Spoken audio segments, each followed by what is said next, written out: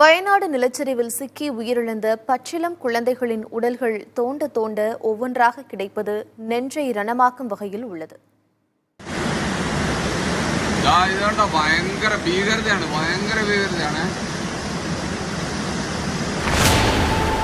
கண்மூடி உறங்கியவர்களை மண்மூடிய துயரத்தை யாராலும் വിവരിக்க முடியாது.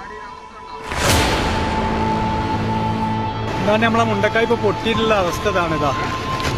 അരിക്കാക്കൻ്റെ പെര ഇതൊക്കെ നിൽക്കുന്ന ഏരിയ ഉണ്ട്. പച്ചക്കാട് പോയാൽ മരുന്നതാ.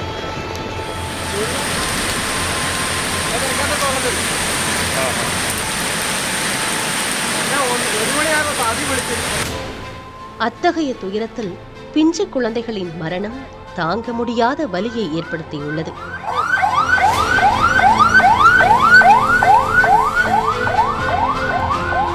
ஒவ்வொரு குழந்தையும் தங்களது பெற்றோருடன் மண்ணில் புதைந்து உயிரிழந்துள்ளனர்.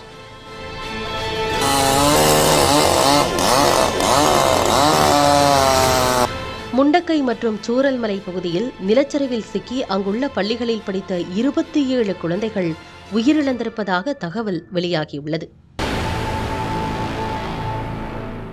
உயிரிழந்த பள்ளி குழந்தைகளுடைய பெற்றோர்களின் நிலையும் தெரியாததால் அவர்களை அடையாளம் காண்பதில் சிக்கல் ஏற்பட்டுள்ளது. இதனால் பள்ளி ஆசிரியர்கள் மூலமாக குழந்தைகளின் அடையாளங்கள் கண்டறியப்பட்டு வருகின்றன. 4 நாட்களாக மீட்பு பணிகள் தொடர்ந்து வரும் நிலையில் ஒவ்வொரு நாளும் மண்ணில் புதையுண்டு காணப்படும் குழந்தைகளின் உடல்கள் மீட்கப்பட்டு வருகின்றன. இன்னும் காணாமல் போன 23 பள்ளி மாணவர்களை தொடர்ந்து தேடி வருகின்றனர்.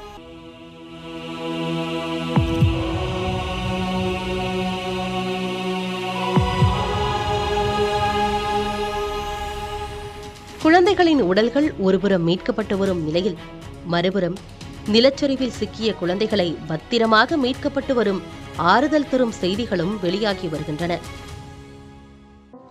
அந்த வகையில் சூச்சிப்பாறை நீர்வீழ்ச்சி அடிவாரத்தில் நிலச்சரிவால் ஒரு குடும்பத்தினர் சிக்கி தவித்துள்ளனர். மண்மேட்டில் வசித்து வந்த இந்த குடும்பம் நிலச்சரிவு காரணமாக உணவு கிடைக்காமல் வனப்பகுதிக்குள் சென்றதாக கூறப்படுகிறது.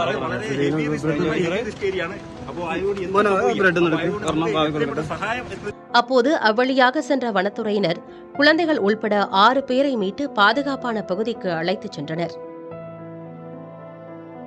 3 நாட்களாக உணவின்றி பட்டினியோடு இருந்த இந்த குழந்தைகளுக்கு தேவையான உணவு உடைகளை வழங்கி வனத்துறையினர் உதவிகளை செய்தனர்.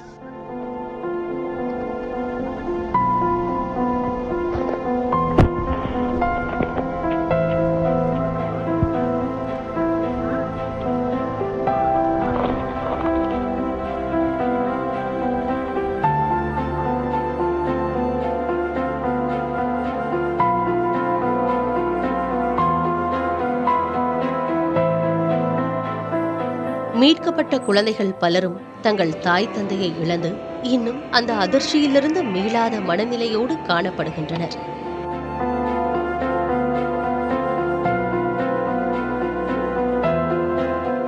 குழந்தைகள் அனைவருக்கும் மறுவாழ்வு அளிக்க அனைத்து நடவடிக்கைகளும் எடுக்கப்படும் என கேரள அரசு நம்பிக்கை வார்த்தைகளை கொடுத்துள்ளது.